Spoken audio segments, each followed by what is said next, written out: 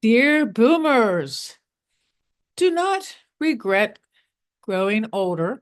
It is a privilege denied to many. That is a quote that is called an unknown by somebody who's unknown. And I believe that a lot of people who do grow older do it do attribute this to their lives. So we're going to explain today or explore today what this means and how it applies to each of us and why now more than ever it's vital to reclaim aging as something sacred, beautiful, and full of purpose. Getting older is not a mistake, it is a gift. And in this youth obsessed world, that's something radical to say. But I believe it, and I think deep down, you believe it too. So settle in and grab a cup of coffee or tea or water and pet your dog and inhale and exhale, and let's have a heart to heart. We are bombarded with messages telling us to fight age, wrinkle creams, hair dyes, injections, surgeries, and euphemisms like anti-aging. It's as though growing older is something we must hide, delay, or deny or hide. But let me ask you this. Would we ever tell a child to stop growing? Would we ever say to a tree, don't lose your leaves in the fall? Of course not, because growth, change, and cycles are natural. We are not meant to stay the same, and there is no shame in the passage of time. There is only life and vitality. And it's time we stop fearing age and start celebrating the stories it tells. When I read this quote, do not regret growing older, it is a privilege denied to many. I think of the people who never got this chance. When I was a nurse working in labor and delivery, sometimes the babies died at birth. And there were many times when babies died in the first children died in the first 5 years of life. So they did not get this privilege that we are now having to experience. There's many people who have lost their lives to cancer. Family members are gone too soon. Children whose lives were cut short. And they remind us that every year is given. Every year that we are given is not a burden, it is a gift, a second chance, a continuation. So you and I are living for the ones that didn't make it this far. We carry their legacy in our laughter, in our tears, our persistence, and our stories that we tell each other. So let's not spend our years in regret. Let us live them with being wide awake, taking everything into consideration, being conscious of our thoughts, of our feelings, and elevating our feelings to higher levels of consciousness every time we feel a lack attack. So let us do that. I think that's important. There is a deep, enduring wisdom that comes only with age, the kind that allows us to say, this too shall pass, because we've lived through storms and seen rainbows on the other side. We have the capacity to guide, to mentor, to listen deeply.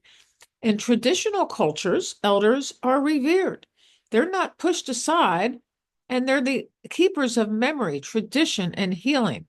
So let us reclaim that. You are not invisible. You are not irrelevant. You are the living the history of your family, your town, your city, your time. And your story, it's not finished yet. Purpose does not expire.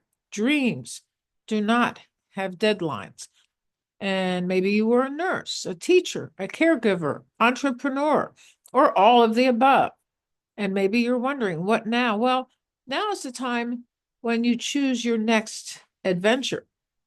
I've known people in their 70s who started new businesses, others who wrote books, adapted or adopted rescue animals, went back to school, fell in love, or traveled solo for the first time. Lots of allergies around here. There are people who are starting affiliate marketing businesses and working very hard at that, and they are able to blend their income and passion and service, even now in their 70s. It's or 80s. It's never too late to build something meaningful.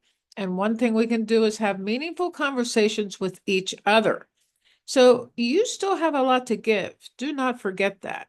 And the world needs only what you can offer.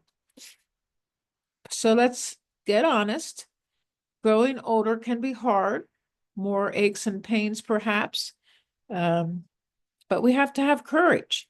We face grief, illness, financial uncertainty, loneliness, and sometimes the hardest part isn't physical, it's emotional. Watching our friends die, letting go of identities we once clung to, feeling forgotten by a fast-paced world.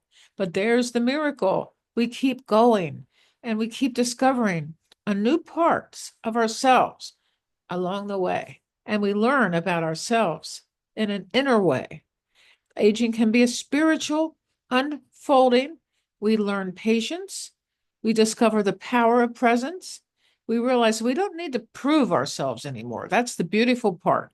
Nobody needs to I do not. Let's put it this way.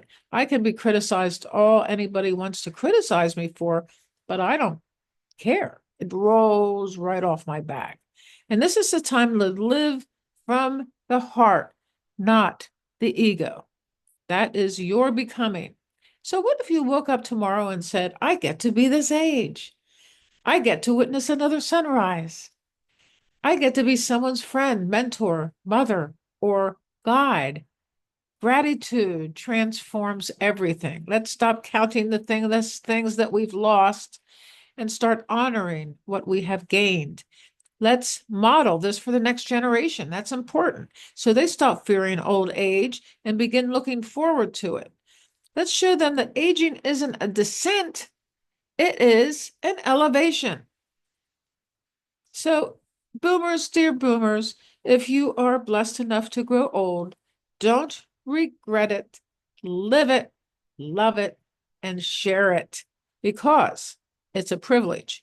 And you are the gift. So, down below, I'm going to give you a link to my new Dear Boomers membership / community, which has just started. I'm looking forward to meeting you on the other side, and we will have many conversations and many things will evolve from it, which it's all up to you what you want to experience. Thank you very much.